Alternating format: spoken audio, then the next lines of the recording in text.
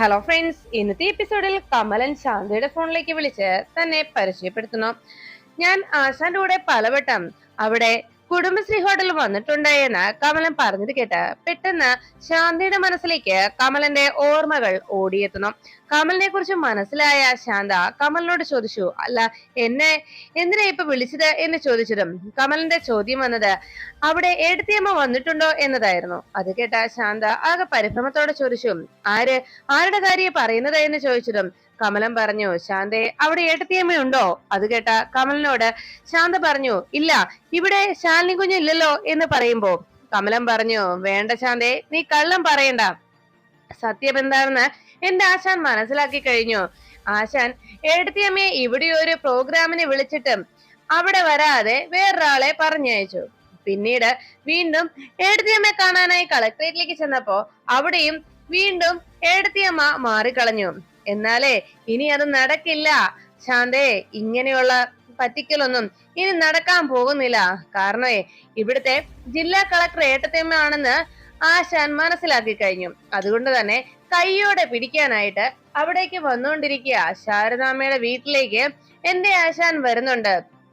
കേട്ടോ കേട്ടോ ശാന്തേ, എങ്ങനെയാ? കയ്യോടെ പിടിക്കും, മനസ്സിലായോ? സൂക്ഷിച്ചോ എന്ന് പറഞ്ഞ് കമലൻ ഫോൺ വെച്ചതും ശാന്ത ആകെ ഞെട്ടലോടെ കമലൻ പറഞ്ഞ വാക്കുകൾ ഓർത്തുകൊണ്ട് ഭയന്ന് നിൽക്കുമ്പോ കമലൻ പറഞ്ഞു, ഹോ, എന്തായാലും ഇത്രേ കാര്യം ഉണ്ടായിരുന്നുള്ളൂ, ഞാൻ എന്തൊരു മണ്ടനാ, ഇത് നേരത്തെ അങ്ങ് ചെയ്താ മതിയായിരുന്നു എന്ന് പറഞ്ഞുകൊണ്ട് കമലൻ വീണ്ടും എന്റെ അടുത്ത കളി എന്നൊക്കെ പറഞ്ഞ് ആ മദ്യപിച്ചതിന്റെ ആ ഒരു ആലസ്യത്തിൽ അവിടെ നിന്ന് നടന്നു നീങ്ങുന്നു.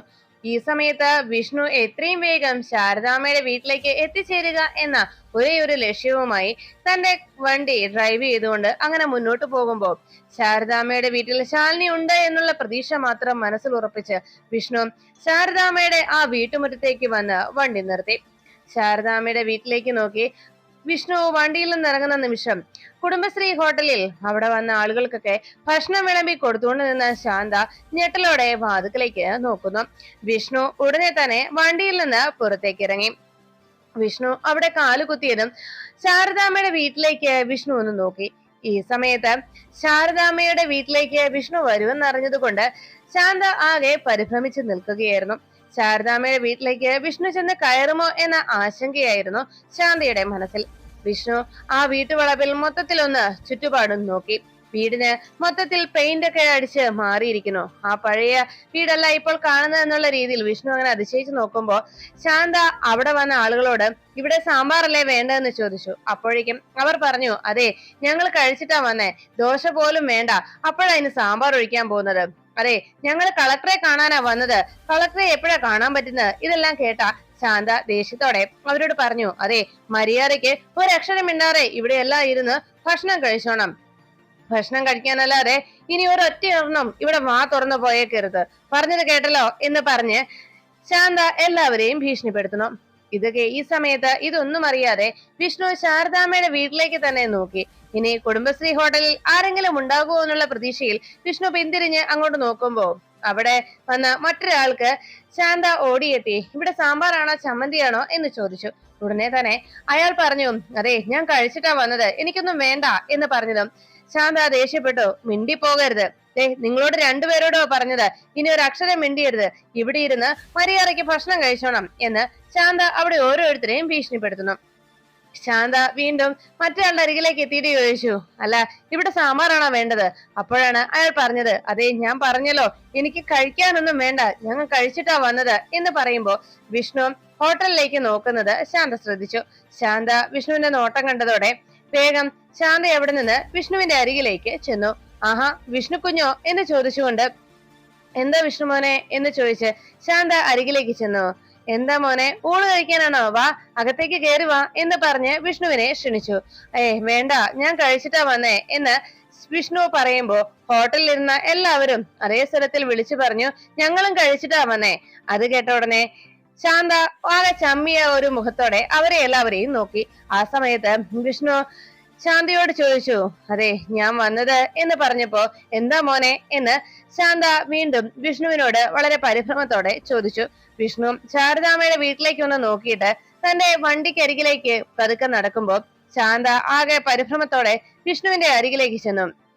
വിഷ്ണു അപ്പോഴേക്കും എന്താ ഒന്നും പിണ്ടാത്തെന്നുള്ള രീതിയിൽ ശാന്ത വിഷ്ണുവിനോട് ചോദിച്ചു, എന്താ മോനെ എന്ന് ചോദിച്ചപ്പോ വിഷ്ണു ആകെ വിഷമത്തോടെ പറഞ്ഞു ശാലിനി എന്ന് മാത്രം പറയുമ്പോ ശാലിനി ശാരദാമ്മയുടെ വീട്ടിലെ ഒരു മുറിയിൽ നിന്ന് കർട്ടൻ മാറ്റി, ജനലിന്റെ കർട്ടൻ മാറ്റി പതുക്കെ വിഷ്ണുവിനെ നോക്കുകയാണ്. ആ സമയത്ത് ശാന്ത പറഞ്ഞു, എന്താ മോനെ, ശാലിനി കുഞ്ഞിനെ കുറിച്ച് എന്തെങ്കിലും വിവരം കിട്ടിയോ? ശാലിനി കുഞ്ഞിനെ കുറിച്ചോ ശാരദാമ്മയെ കുറിച്ചോ എന്തെങ്കിലും വിവരം കിട്ടിയോ? അവരെ കാണാതെ എത്ര നാളായി. എപ്പോഴും ഞാൻ പ്രാർത്ഥിക്കുന്നത് അവരെ ഒന്ന് കാണാനെങ്കിലും കഴിയണേ എന്നാണ്. സത്യത്തിൽ അവർ തിരിച്ചു വരണേ എന്നല്ല ഞാനിപ്പോൾ പ്രാർത്ഥിക്കാറുള്ളത്. അവരെ കുറിച്ച് എന്തെങ്കിലും വിവരം കിട്ടണേ എന്ന് മാത്രമാണ്. അല്ല, കുഞ്ഞിന് എന്തെങ്കിലും വിവരം കിട്ടിയോ? അവരെ എവിടെയെങ്കിലും ഉള്ളതായി കുഞ്ഞിന് അറിയാൻ കഴിഞ്ഞോ എന്ന് വിഷ്ണു ഒന്നും മിണ്ടാതെ നിൽക്കുമ്പോൾ ശാന്ത വളരെ പ്രതീക്ഷയോടെ ചോദിച്ചു. വിഷ്ണു അപ്പോഴേക്കും ആ വീട്ടിലേക്ക് ഒന്ന് നോക്കിയിട്ട് ചോദിച്ചു, അല്ല പെയിന്റ് ഒക്കെ മാറി മുറ്റത്ത് ദാ ചെടികളൊക്കെ വെച്ചേക്കുന്നത് അതെന്താ എന്ന് വിഷ്ണു ചോദിച്ചതും ശാന്ത പറഞ്ഞു, അതൊക്കെ ഞാനാ ചെയ്തത് മോനെ. ഇവിടുന്ന് ശാരദാമ്മ പോയപ്പോ ഹോട്ടൽ എന്നെ ഏൽപ്പിച്ചിട്ടല്ലേ പോയത്. ഇപ്പോഴാണെങ്കിൽ ഹോട്ടലിൽ നല്ല രീതിയിലും വരുമാനം വരുന്നുമുണ്ട്. ഇത് കൃത്യമായി ഞാൻ ആരെ ഏൽപ്പിക്കുന്നില്ലല്ലോ, എന്റെ ഇഷ്ടത്തിന് ഞാൻ അത് ചെലവഴിക്കുകയാണ്. എന്തായാലും അതിലൊരു പങ്ക് ഈ വീട്ടിലേക്ക് കൊടുക്കേണ്ടതല്ലേ. ഒരു മനസാക്ഷിക്കുത്ത് തോന്നി. അതുകൊണ്ട് ഞാൻ തന്നെ ഈ വീട് പെയിന്റ് അടിപ്പിക്കുകയും ഈ ചെടികളൊക്കെ കൊണ്ടുവെക്കുകയും ചെയ്തത് അത് ഞാൻ തന്നെ ചെയ്തതാ എന്ന് ശാന്ത വിഷ്ണുവിനോട് പറയുന്നു. ശാന്ത അങ്ങനെ ഒരു കളവ് പറയുമ്പോ വിഷ്ണു അതെല്ലാം വിശ്വസിച്ച് മറ്റൊന്നും മിണ്ടാതെ അങ്ങനെ നിൽക്കുമ്പോ ശാന്ത പറഞ്ഞു, മോനെ, ഞാൻ മോനെ എപ്പോഴെങ്കിലും ഇവിടെ കാണുമ്പോ അല്ലെങ്കിൽ നിങ്ങളെ ആരെങ്കിലും കാണുമ്പോ ഒരു കാര്യം ചോദിക്കണം എന്നോർത്ത് കാത്തിരുന്ന ഞാൻ. ശാരി കുഞ്ഞിനെ കുറിച്ചും രാജീവ് സാറിനെ കുറിച്ചും എന്തെങ്കിലും വിവരം അറിയാവോ? ഇതുവഴി ആരും വരാത്തത് കൊണ്ടാണ് ഞാൻ നിങ്ങളെ ആരെങ്കിലും കാണുമ്പോ ചോദിക്കാനായി കാത്തിരുന്നത്. അവരും ഇപ്പോ യാതൊരു വിവരവുമില്ല. ശാരി കുഞ്ഞിനെ കുറിച്ചും രാജീവ് സാറിനെ കുറിച്ചും ആരെങ്കിലും എന്തെങ്കിലും വിളിക്കുകയോ പറയുകയോ മറ്റോ ചെയ്തിട്ടുണ്ടോ? ഈ വീട്ടിലെ ഏക അവകാശികൾ എന്ന് പറയുന്നത് ശാലിനി മോളും ശാരികയും ശ്യാമയുമാണല്ലോ. അവരാരും തന്നെ ഇപ്പൊ ഇവിടേക്ക് വരുന്നില്ലല്ലോ. സത്യത്തിൽ ഈ ഹോട്ടലിൽ ഇപ്പോ നല്ല രീതിയിൽ വരുമാനം കിട്ടുന്നുമുണ്ട്. ഹോട്ടലിൽ കിട്ടുന്ന ആ പണം ഞാനാണ് ചിലവഴിക്കുന്നത്. ഒരു സുപ്രഭാതത്തിൽ ശാരദാമ്മ ഇവിടേക്ക് വന്ന് ഇവിടുത്തെ വരുമാനത്തിന്റെ കണക്ക് ചോദിച്ചാലോ പണം എവിടെയെന്ന് ചോദിച്ചാലോ കൈമലർത്താൻ മാത്രമേ എനിക്ക് കഴിയൂ. അതുകൊണ്ട് ഓരോ മാസവും കിട്ടുന്ന തുക അവരെ ഒന്ന് ഏൽപ്പിക്കാനായിട്ട് എന്തെങ്കിലും വഴിയുണ്ടോ എന്ന് ഞാൻ ആലോചിക്കുകയായിരുന്നു. അല്ല, ഇടയ്ക്ക് മോൻ ഇവിടെ വന്ന് അത് വാങ്ങിക്കാൻ വന്നിരുന്നെങ്കിൽ, എല്ലാ മാസവും മോൻ ഏതെങ്കിലും ഒരു ദിവസം ഇവിടെ വന്നിരുന്നെങ്കിൽ എനിക്കത് ആശ്വാസമായനെ എന്ന് ശാന്ത വിഷ്ണുവിനോട് പറഞ്ഞു. വിഷ്ണു ആകെ വിഷമത്തോടെ തന്റെ വണ്ടിയിലേക്ക് നോക്കി. താൻ വലിയ പ്രതീക്ഷയോടെ വന്നിട്ടും ശാലിനിയെ കാണാത്തതിന്റെ നിരാശയിൽ വിഷ്ണു അങ്ങനെ നിൽക്കുമ്പോ, എന്താ കുഞ്ഞു വരുവോ, കുഞ്ഞു വാങ്ങിക്കാവോ അത് എന്ന് ചോദിച്ചതും വിഷ്ണു പറഞ്ഞു, അത് വേണ്ട, അത് നിങ്ങൾ വെച്ചോ എന്ന് വിഷ്ണു പറഞ്ഞു. എനിക്ക് നഷ്ടപ്പെട്ടതൊന്നും എനിക്ക് നഷ്ടമായതിനോളം ഒന്നും വരില്ല ഇതൊന്നും എന്ന് വിഷ്ണു വേദനയോടെ ശാരദാമ്മയുടെ വീട്ടിലേക്ക് ഒന്ന് നോക്കി ആകെ സങ്കടത്തോടെ പോട്ടെ എന്ന് പറഞ്ഞ് വണ്ടിയിലേക്ക് കയറാൻ ഒരുങ്ങി. അപ്പോഴേക്കും ശാന്ത പറഞ്ഞു, അല്ല കുഞ്ഞെ, ഇതുവഴി വരുവോ, ഇനി ഇടയ്ക്ക് വരുവോ, ഭക്ഷണം കഴിച്ചിട്ട് പോയാലോ, എന്തെങ്കിലും കഴിച്ചിട്ട് പോയാലോ എന്നൊക്കെ ശാന്ത ചോദിച്ചപ്പോ വിഷ്ണു പറഞ്ഞു, ഇല്ല എനിക്ക് വേണ്ട, ഞാൻ കഴിച്ചിട്ടാ വന്നത് എന്ന് പറഞ്ഞ്. അല്ല കുഞ്ഞു പ്രത്യേകിച്ച് എന്താ ഇതുവഴി വന്നത് എന്ന് ചോദിച്ചതും ഒന്നുമില്ല, ഞാൻ ഇവിടെ വരെ ഒന്ന് വന്നപ്പോ വെറുതെ ഒന്ന് വന്നു എന്ന് മാത്രം എന്ന് വിഷ്ണു ശാന്തയോട് മറുപടി നൽകി. വണ്ടിയിൽ കയറാൻ തുടങ്ങുമ്പോ ശാന്ത വീണ്ടും വിളിച്ചു പറഞ്ഞു, മോനെ ഇടയ്ക്കൊക്കെ ഇതുവഴി ഒന്ന് വരണേ എന്ന് പറഞ്ഞതും വിഷ്ണു ഒന്നും മിണ്ടാതെ വേഗം തന്റെ വണ്ടി സ്റ്റാർട്ട് ചെയ്ത് അവിടെ നിന്ന് തിരികെ പോകുന്നു. വിഷ്ണു അവിടുന്ന് വണ്ടി തിരിച്ച് പോകുന്ന ആ സമയത്ത് ശാന്ത തൽക്കാലം വിഷ്ണുവിനെ ഓരോ കള്ളങ്ങൾ പറഞ്ഞയച്ചതിന്റെ ആശ്വാസത്തിൽ നിൽക്കുമ്പോൾ ശാലിനി വിഷ്ണു തന്നെ വന്ന് അന്വേഷിച്ചിട്ട് അവിടെ നിന്ന് മടങ്ങിപ്പോയതിന്റെ ആശ്വാസത്തിൽ ശാലിനി അങ്ങനെ നിന്നു. അപ്പോഴേക്കും ശാരദാമ്മ വിഷ്ണുവിന്റെ വണ്ടി അവിടെ നിന്ന് പോയതിന്റെ ശബ്ദം കേട്ട് വേഗം വാതുക്കലേക്ക് എത്തി. ശാലിനി ശാരദാമ്മയെ നോക്കിയതും ശാരദാമ്മ ആകെ ഒരു ദേഷ്യത്തോടെ ശാലിനിയെ നോക്കിയിട്ട് വേഗം പുറത്തേക്ക് ഇറങ്ങുന്നു. വാതിൽ തുറന്ന് ശാരദാമ്മ പുറത്തേക്ക് വന്നതും ശാന്ത അവിടെ നിൽക്കുന്നത് കണ്ട് ശാരദാമ്മ ചോദിച്ചു, പോയോ? അപ്പോഴേക്കും ശാന്ത പറഞ്ഞു, പോയി ശാരദാമ്മേ എന്ന് ശാന്ത മറുപടി നൽകി. ശാരദാമ്മ അത് കേട്ടതും, ഞാൻ ഒരു വിധത്തിൽ പറഞ്ഞയച്ചു ശാരദാമ്മേ എന്ന് ശാന്ത മറുപടി പറഞ്ഞതും വിഷ്ണു അവിടെ നിന്ന് പോയതിന്റെ ആശ്വാസത്തിൽ ശാരദാമ്മ വാതിക്കൽ നിന്നു. ശാന്ത തിരിച്ച് ഹോട്ടലിലേക്കും കയറിപ്പോയി. ഈ സമയത്ത് ശാരദാമ്മ സിറ്റൗട്ടിലിരുന്ന് ഓരോന്നും ആലോചിച്ച് അങ്ങനെ ഇരിക്കുമ്പോ ശാന്ത തിരിച്ച് ഹോട്ടലിലേക്ക് എത്തിയതും ആളുകളോട് ഇനി എന്താ ആർക്കെങ്കിലും വേണ്ടത് എന്ന് ചോദിച്ചു. ഇനി ഞങ്ങൾക്ക് ഒന്നും തന്നെ വേണ്ട, ഞങ്ങൾക്ക് ഇത് വേണ്ടെന്ന് പറഞ്ഞാലേ ഞങ്ങൾക്ക് കളക്ടറെ കാണണം എന്നറിയിച്ചു. അത് കേട്ട ഉടനെ ശാന്ത പറഞ്ഞു, അതെ, ഇന്ന് എന്തായാലും കളക്ടർ നിങ്ങൾ ആരെയും കാണാൻ പോകുന്നില്ല, ഇനി നിങ്ങളുടെ പരാതിയൊന്നും ഇന്ന് കളക്ടർ കേൾക്കില്ല എന്നറിയിച്ചു. അതെന്ത് വർത്തമാനമാണ് പറയുന്നത് നിങ്ങള്, അതിന് കളക്ടർ അങ്ങനെ പറഞ്ഞോ എന്ന് അവർ ദേഷ്യപ്പെട്ട് ചോദിക്കുമ്പോ ശാന്ത പറഞ്ഞു, അതെ, ഞാൻ തന്നെയാ പറയുന്നത്, ഞാൻ പറഞ്ഞാൽ ശാലിനി കുഞ്ഞ് പറഞ്ഞതുപോലെ തന്നെയാ, കളക്ടർ പറഞ്ഞ പോലെ തന്നെയാ, ഇന്നിനിയിപ്പോ ആരുടെയും പരാതികൾ കളക്ടർ സ്വീകരിക്കുന്നതല്ല എന്ന് പറഞ്ഞ് ശാന്ത എല്ലാവരോടും പൊയ്ക്കൊള്ളാനായി അറിയിച്ചു. എല്ലാവരും ആകെ നിരാശയോടെ പരസ്പരം നോക്കി. അപ്പോഴാണ് ശാലിനി വാതുക്കലേക്ക് എത്തി അല്പം മുമ്പ് നടന്ന ആ കാര്യങ്ങൾ ഓർത്തത്. അവിടെ വന്ന ആളുകളുടെ പരാതികൾ നോക്കിക്കൊണ്ടിരിക്കുന്ന സമയത്ത് പെട്ടെന്നാണ് ശാന്ത കമലം പറഞ്ഞ വാർത്ത കേട്ട് അകത്തേക്ക് ഓടിയെത്തിയത്. ശാലിനി കുഞ്ഞെ എന്ന് വിളിച്ചതും ശാന്തയുടെ വരവ് കണ്ട് ശാലിനി ചോദിച്ചു, എന്താ ശാന്തേശി എന്ന് അന്വേഷിച്ചതും ശാലിനിയോട് ശാന്ത പറഞ്ഞു, ഒരു പ്രശ്നമുണ്ട് കുഞ്ഞെ. അങ്ങനെ പറഞ്ഞ് വിവരങ്ങളൊക്കെ ശാലിനിയെ ആ നിമിഷം ശാന്ത ധരിപ്പിച്ചത് കൊണ്ട് വിഷ്ണുവിന്റെ വരവ് നേരത്തെ അറിയാൻ കഴിഞ്ഞതിനാൽ പെട്ടെന്ന് വിഷ്ണു താൻ അവിടെ ഇല്ല എന്നുള്ള വിശ്വാസത്തിൽ അവിടുന്ന് തിരിച്ചു പോകുന്നതിന് വേണ്ടിയുള്ള സാഹചര്യം ഒരുക്കാൻ ശാലിനിക്ക് സാധിച്ചതെന്ന് ശാലിനി ഓർമ്മിച്ചു. അപ്പോഴേക്കും ശാലിനി അത് ഓർത്തങ്ങനെ നിൽക്കുമ്പോ ശാരദാമ്മ വാതുക്കലേക്ക് എത്തി. പിന്നാലെ ശാന്തയും പി എ അനുപല്ലവിയും കൂടി അവിടേക്ക് എത്തുന്നു. ശാരദാമ്മ ചോദിച്ചു, ഇപ്പോ വലിയ കാര്യം നേടിയതിന്റെ സന്തോഷമായിരിക്കും നിനക്ക് അല്ലെ? എന്നാ നീ ഇപ്പൊ ചെയ്തത് എത്ര വലിയ തെറ്റാണെന്ന് നിനക്കറിയാവോ? നീ എത്ര വലിയ പാപമാ ഇപ്പൊ ചെയ്തിരിക്കുന്നതെന്ന്?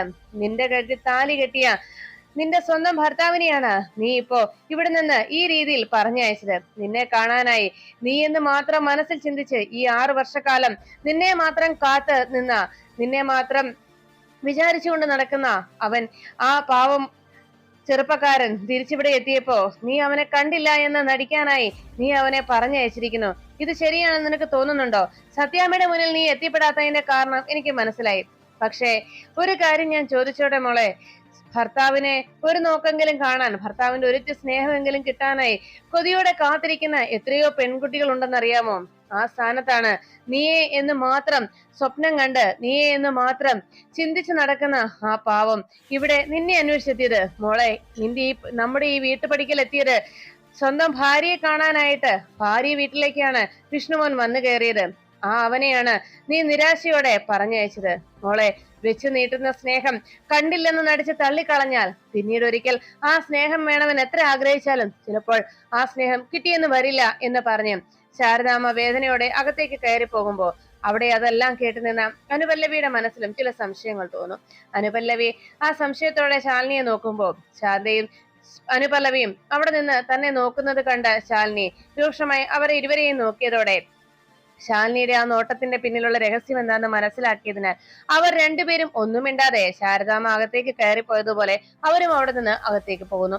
ഈ സമയത്ത് ശാലിനിയെ കാണാൻ കഴിയാത്തതിന്റെ നിരാശയിൽ അവിടെ നിന്ന് മടങ്ങിപ്പോയ വിഷ്ണു ശാലിനിയെ കണ്ടില്ല എന്ന സങ്കടത്തോടെ തിരിച്ച് വീട്ടിലേക്ക് പോകുമ്പോ വിഷ്ണു തന്റെ മുന്നിലേക്ക് വന്നിട്ടും, തന്നെ അന്വേഷിച്ച് വീട്ടിലേക്ക് വന്നിട്ടും ആ പാവത്തിന്റെ മുന്നിൽ ചെന്ന് നിൽക്കാതെ ആ പാവത്തിനെ നിരാശനാക്കി പറഞ്ഞയച്ചതിന്റെ കുറ്റബോധത്തിൽ ശാലിനി അവിടെ ഇരുന്നു. അപ്പോഴാണ് വീട്ടിലിരുന്ന് ന്യൂസ് പേപ്പർ നോക്കിക്കൊണ്ടിരിക്കുന്ന ശ്യാമയുടെ ഫോണിലേക്ക് കോള് വന്നത്. സുസ്മിത ശ്യാമയുടെ ഫോണിലേക്ക് വിളിച്ചതും പെട്ടെന്ന് തനിക്ക് പരിചയമല്ലാത്ത ഒരു നമ്പർ വരുന്നത് കണ്ട് ശ്യാമ കോൾ അറ്റൻഡ് ചെയ്തു. കോൾ എടുത്തതും ശ്യാമയല്ലേ എന്ന് ചോദിച്ചുകൊണ്ടുള്ള സുസ്മിതയുടെ ചോദ്യം കേട്ട്, അതെ, ആരാ സംസാരിക്കുന്നത് എന്ന് ചോദിച്ചതും ശ്യാമയ്ക്ക് അത്ര പെട്ടെന്ന് എന്നെ മനസ്സിലാക്കാൻ കഴിഞ്ഞെന്ന് വരില്ല, കുറച്ച് വർഷങ്ങൾക്ക് മുമ്പുള്ള പരിചയമാ എന്ന് പറഞ്ഞതും ശ്യാമ പറഞ്ഞു, അതെ, നിങ്ങൾ എന്താ പറയാമെന്ന് വെച്ചാൽ വേഗം പറയണം, എനിക്കിവിടെ വേറെ ജോലിയുണ്ട് എന്ന് പറഞ്ഞപ്പോ സുസ്മിത പറഞ്ഞു, ഓഹോ അത് ശരി, അത്ര തിരക്കിലാണല്ലേ ശ്യാമ, എന്നാ ഒരു കാര്യം ഞാൻ ചോദിക്കാം. പഴയ സുഹൃത്തുക്കളെയും പഴയ കൂട്ടുകാരെയും ഒക്കെ ശ്യാമ തിരക്ക് കൂടിയത് കൊണ്ട് ഇപ്പോ സംസാരിക്കാൻ പോലും അവരോട് കൂട്ടാക്കാത്ത അവസ്ഥയിലാണല്ലേ എന്ന് ചോദിച്ചപ്പോ ശ്യാമ പറഞ്ഞു, നിങ്ങൾക്ക് എന്താ വേണ്ടത്, നിങ്ങൾ ആരാണെന്ന് പറയൂ എന്നൊക്കെ പറഞ്ഞതും സുസ്മിത പറഞ്ഞു, ശ്യാമേ, ഇങ്ങനെ ധൃതി പിടിക്കാതെ ഞാനൊന്ന് സംസാരിച്ചോട്ടെ, ഇനി ശ്യാമ കട്ട് ചെയ്ത് പോകില്ല എന്നതാണ് എന്റെ വിശ്വാസം. ശ്യാമയ്ക്ക് എന്നെ മനസ്സിലാക്കാനായിട്ട് ഞാനൊന്നും പറഞ്ഞില്ലല്ലോ എന്ന് പറഞ്ഞതും ശ്യാമ ചോദിച്ചു, നിങ്ങൾ ആരാണെന്ന് മര്യാദയ്ക്കൊന്ന് പറയുന്നുണ്ടോ, ഇല്ലെങ്കിൽ ഞാൻ ഫോൺ വെച്ചിട്ട് പോവാ എന്ന് പറഞ്ഞ് ശ്യാമ ബഹളം ഉണ്ടാക്കുമ്പോ സുസ്മിത പറഞ്ഞു, ശ്യാമെ, അങ്ങനെ ഫോൺ വെച്ചിട്ട് പോയാൽ ശ്യാമയ്ക്ക് നഷ്ടമാകാൻ പോകുന്നത് എന്താണെന്ന് ശ്യാമയ്ക്ക് ഒരിക്കലും ചിന്തിക്കാൻ പോലും കഴിയാത്ത കാര്യമാണ്. ശ്യാമ ഇപ്പോ ആ പഴയ ചായക്കടക്കാരി ശാരദാമ്മയുടെ മകളല്ല, മറിച്ച് സത്യഭാമയുടെ ദത്തുപുത്രൻ രോഹിത്തിന്റെ ഭാര്യയാണ്. അതുമല്ലെങ്കിൽ സത്യഭാമയുടെ മരുമകൾ. അതല്ലേ ശ്യാമേ നീ ഇപ്പോ? അത് കേട്ട ഉടനെ ശ്യാമ ചോദിച്ചു, അതാണോ നിങ്ങൾക്കിപ്പോ പ്രശ്നം? നിങ്ങൾ ഈ പറഞ്ഞു വരുന്നത് എന്നെ ഭീഷണിപ്പെടുത്തുന്നതിനുള്ള എന്തെങ്കിലും പോംവഴികളാണോ? അങ്ങനെയാണെങ്കിലേ ഞാനേ സത്യഭാമയുടെ മരുമകളാണെന്നുള്ള ഓർമ്മ നിങ്ങളുടെ മനസ്സിലുണ്ടാകണം എന്ന് പറയുമ്പോ സുസ്മിത പറഞ്ഞു, ശ്യാമേ ഞാൻ പറയാൻ വരുന്ന കാര്യം ആ ഒരു പദവി ഇല്ലാതാക്കുന്നതാണെങ്കിലോ സത്യഭാമയുടെ മരുമകൾ എന്നുള്ള ആ പട്ടം തിരിച്ചെടുക്കുന്ന രീതിയിലുള്ള ഒരു കാര്യമാണ് ഞാൻ ഇപ്പോ ശ്യാമയോട് പറയുന്നതെങ്കിലോ എന്ന് ചോദിച്ചപ്പോ ശ്യാമ ചോദിച്ചു, ആരാ നിങ്ങൾക്ക് എന്താ പറയാനുള്ളത്? നിങ്ങൾ എന്താന്ന് വെച്ചാ പറ എന്ന് പറയുമ്പോ സുസ്മിത ഉടനെ ശ്യാമയോട് പറഞ്ഞു, ശ്യാമേ എനിക്ക് പറയാനുള്ള കാര്യം എന്താണെന്ന് പറഞ്ഞാൽ അത് ശ്യാമയ്ക്ക് കേട്ട് കഴിയുമ്പോൾ കൃത്യമായി മനസ്സിലാകും. ഞാൻ എന്തായാലും പറയാൻ വന്ന കാര്യം എന്താന്ന് ഇപ്പോൾ ഒന്ന് സൂചന തരാം. സ്ഥലവും സന്ദർഭവും സമയവും ഒക്കെ ഞാൻ ഇപ്പോൾ പറയാം. അത് ഏതൊക്കെയാണെന്ന് അറിയാമോ? ഒരു 6 വർഷങ്ങൾക്ക് മുൻപ് കരുണ ഹോസ്പിറ്റലില് കോരിച്ചൊരിയുന്ന മഴയ്ക്ക് അന്ന് സാക്ഷിയായി അന്ന് ഒരു കുഞ്ഞിന് ജന്മം നൽകിയ ആ ദിവസം. അത് കേട്ട ഉടനെ ശ്യാമ ചോദിച്ചു, അന്ന് നീ നടത്തിയ ഒരു കളവ്, നീ നടത്തിയ ഒരു നാടകം, അതിന്റെ സത്യാവസ്ഥ പറയാനാണ് ഞാൻ വിളിച്ചത് എന്ന് പറഞ്ഞത്.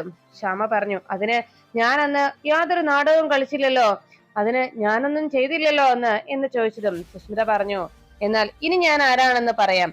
അന്ന് നീ ചെയ്ത ആ പ്രവൃത്തികൾക്കെല്ലാം സാക്ഷിയായി ദൈവത്തെ പോലും കബളിപ്പിച്ചുകൊണ്ട് നീ നടത്തിയ ആ പ്രവൃത്തികളുടെ എല്ലാം ഏക സാക്ഷി, ഐ വിറ്റ്നസ്, അതാണ് ഞാൻ എന്ന് സുസ്മിത ശ്യാമയെ ഭയപ്പെടുത്തി. ശ്യാമ ചോദിച്ചു, നിങ്ങൾക്ക് എന്താ വേണ്ടത്?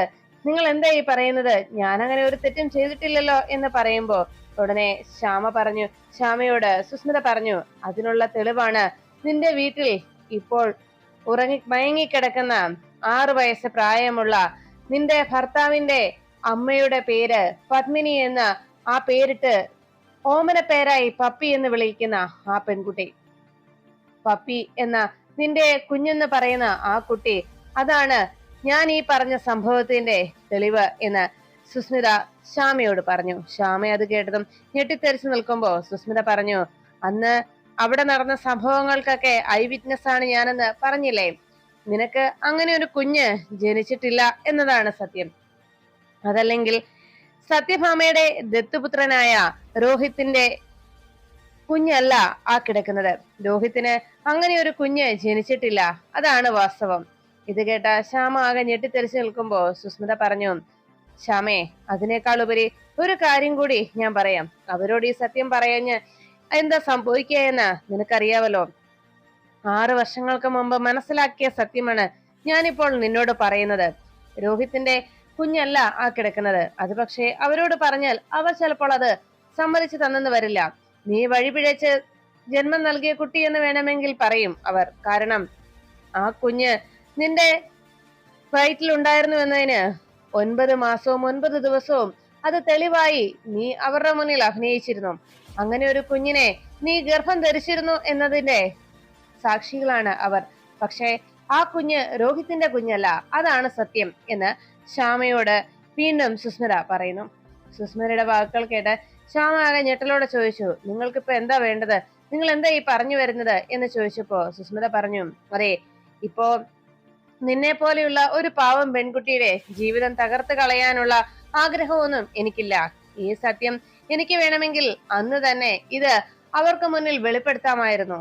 എന്നിട്ട് ഞാൻ ചോദിക്കുന്ന പണവും വാങ്ങി എനിക്ക് പോകാമായിരുന്നു.